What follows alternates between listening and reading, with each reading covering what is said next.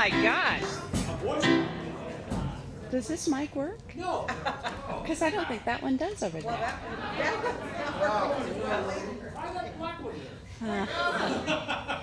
Jim, I'm going to remember you said that. Thank you to the Bowls and Beer Band. That was our Bowls and Beer Band singing the Pipeline Polka. And thank you for attending the 2012 Gridiron Show. I'm Nancy Peterson, chairman by default for my 4th year. And I want to thank you for coming here, even though I know that many of you are going to wish that you hadn't, and that you might be cringing underneath your chair at the end of the show. Mom, where are you? Mom? There. Where is she? Where's Mom? Right there. Hey, Mom. All right. Yeah. We'll send her out for a beer in the second act. I want to also thank you for your intrepid efforts to get here. I know that traffic is bad. I know it's hard to get. I live on the west side of town. It's almost impossible to get on the east side of town. And tonight we're going to explain to you why it is that way. We're going to take a peek into the secret lives of the traffic engineers. It's a little thing we did last year about the roundabouts, but we're going to revisit that and tell you why it is that traffic engineers like to screw up traffic so much. So you can expect that we're going to revisit that issue, and because too much of a good thing as far as Gridiron is concerned is never too much. Cinnamon is back this year. Cinnamon is going to come back, and she is going to show the city council exactly what they can do with their feather flags. John Camp, you'll want to pay attention to that.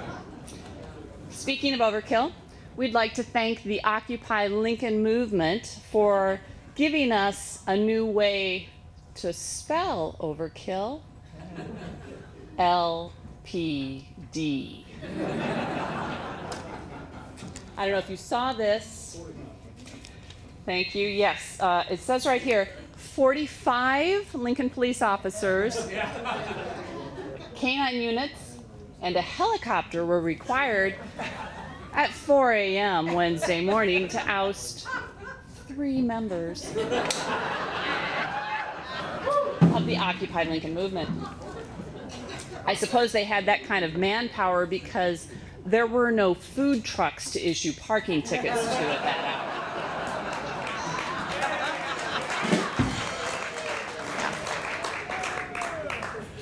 So anyway, everybody was always curious. This is the show. You're going to see the show, but what didn't make it into the show? What skits aren't we going to show you tonight? And we always do a debate. Everybody knows Gridiron's kind of famous for doing these political debate things. And we're not doing a debate this year because we tried it. We did the run-through. We had Stenberg, we had Fisher, we had Bruning, we had Fortenberry, and we're doing the run-through, and they're all fighting for the far right side of the stage, and before we know it, they're out in the parking lot, and we can't get them back. So, I'm sorry. No debate skit this year.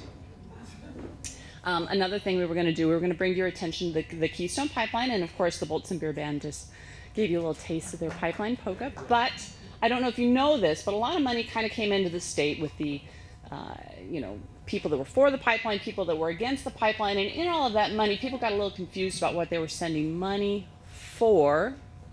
For instance, Bishop Fabian Bruskowitz sent in 30 pieces of silver and 2 altar boys to support the Pope line. Gladys Knight took the midnight train from Georgia for the PIP line. Yeah. Supreme Court Justice and part-time Omaha resident Clarence Thomas sent a case of Coca-Cola in support of the Grope line. And in a strange twist of fate, the night before in Dr. John's sent in a whole bunch of crumpled, sweaty $1 bills so that they could get a PEEP line.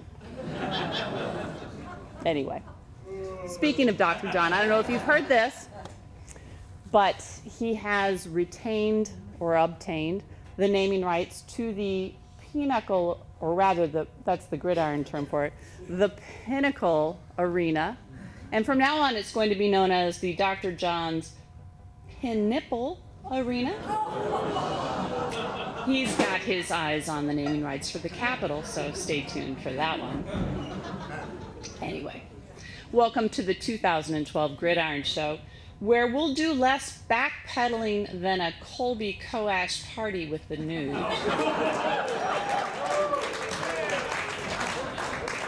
We will dig for jokes like a raccoon in John Bruning's garbage can. And we will make more excuses than a Kobe Mac doctor's note. So here we go. As we know, it's a pain in the ass to kill somebody legally in Nebraska.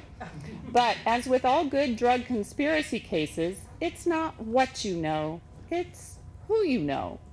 Gridiron taps into its vast social network now to help Nebraska finally score.